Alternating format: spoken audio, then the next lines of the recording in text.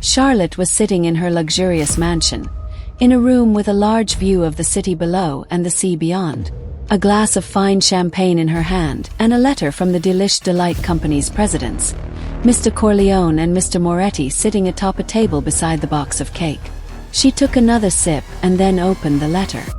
Her eyes roamed over the letter, taking in every word, as if she could somehow absorb it into her body. Suddenly she threw the champagne glass across the room, where it shattered on the floor.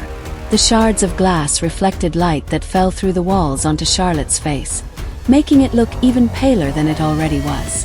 She read the letter faster this time. The words raced across the page but didn't get lost. Charlotte didn't need to read them more than once before they were embedded deep into her brain, forming an image that would last for weeks on end, even years. The letters continued to buzz through her mind like a swarm of angry insects, each word a painful sting that only fueled her rage. Charlotte clenched her fists, the paper crumpling beneath her grip as if it could absorb some of her fury.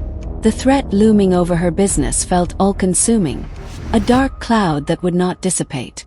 How dare they, she gritted her teeth, a fierce determination igniting within her.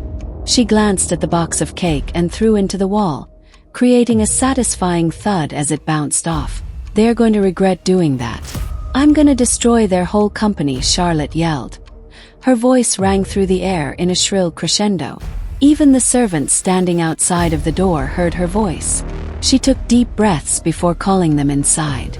Clean this mess, she ordered them, and took a last glance at the cake as their words repeated again in her mind like a curse.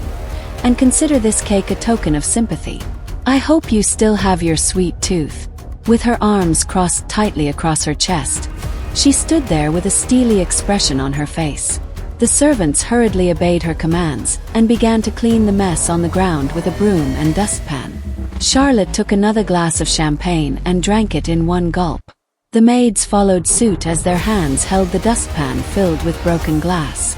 They tried to clean the mess as fast as possible, but soon found themselves covered with blood and scratches from sharp pieces of glass still sticking into their skin. Get it cleaned up now, Charlotte commanded them furiously as her eyes glowed like red flames. And don't throw that cake, she commanded as another maid tried to pick it up. On Charlotte's command, she left it as it is and glanced at her. My friends sent it, showing their affection, so I have to accept it wholeheartedly, she smiled. Don't throw it, but save it. Charlotte's eyes twitched when she said that. Her words dripped with a veneer of sweetness, but beneath lay a storm of fury.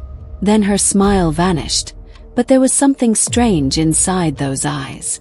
They looked different than usual, but no one noticed. No one besides Charlotte.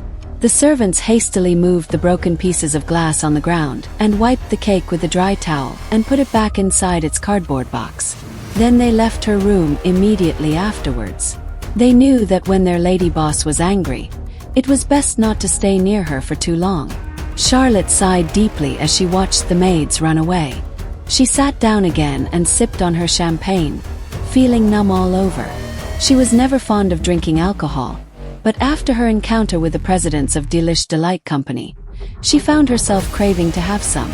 It seemed that her soul ached, but her body didn't seem to be able to process the liquid, which was what caused this horrible reaction of hers. Ever since her company fell into this crisis, they have become threats to her business.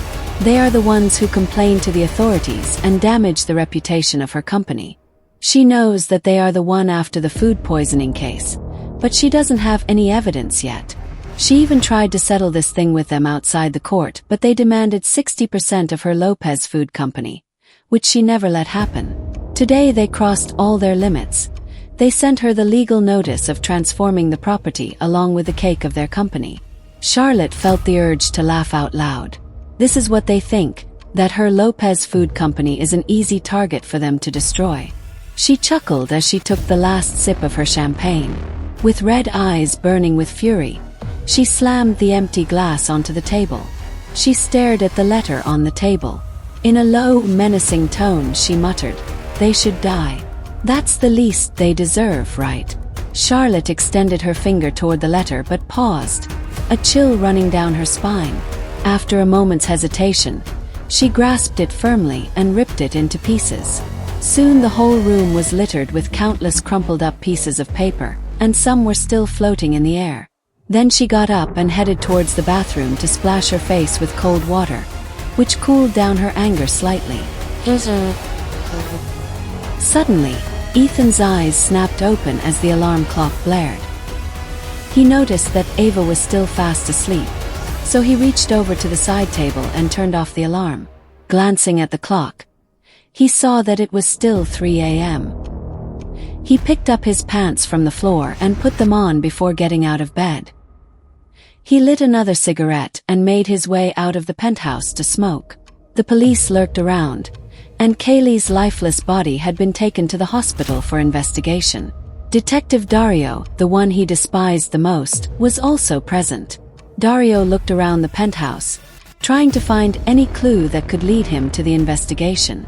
Ethan sat on the bench and enjoyed his cigarette, making different shapes of smoke in the air.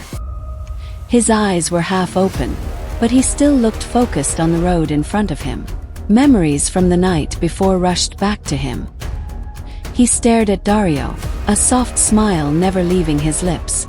The detective was very tall, with short brown hair and a light beard that made him look old. When he saw Ethan, he walked toward him. "You're pretty calm about this situation," Detective Dario stated while leaning against the railing next to Ethan. "For a guy who killed a girl, how can you be so calm?" "Because I've experienced a lot worse than this before," Ethan responded. "What kind of experiences?" Detective Dario raised his eyebrow. "As if you don't know." Ethan stared deeply into his eyes and threw his cigarette on the road. "We both know you lied," Detective Dario said with no emotion whatsoever. "If you want to listen, then arrest me again. I just like to tell stories in the confession room." Ethan stubbed out a cigarette with his foot and walked away. "With pleasure, Mr. Lopez." Detective Dario shook his head with a sigh. There wasn't much he could do about Ethan. He always had to be suspicious of his motives. He knew that Ethan was an intelligent and powerful man, and Dario was sure he committed the murder. But like before, he never left any evidence. Dario was confident of Ethan's guilt, but he couldn't prove it yet. All he could do was watch him. As time passed, the hotel buzzed with activity. The once lavish hotel had transformed into a solemn place, haunted by the memory of Kaylee's lifeless body.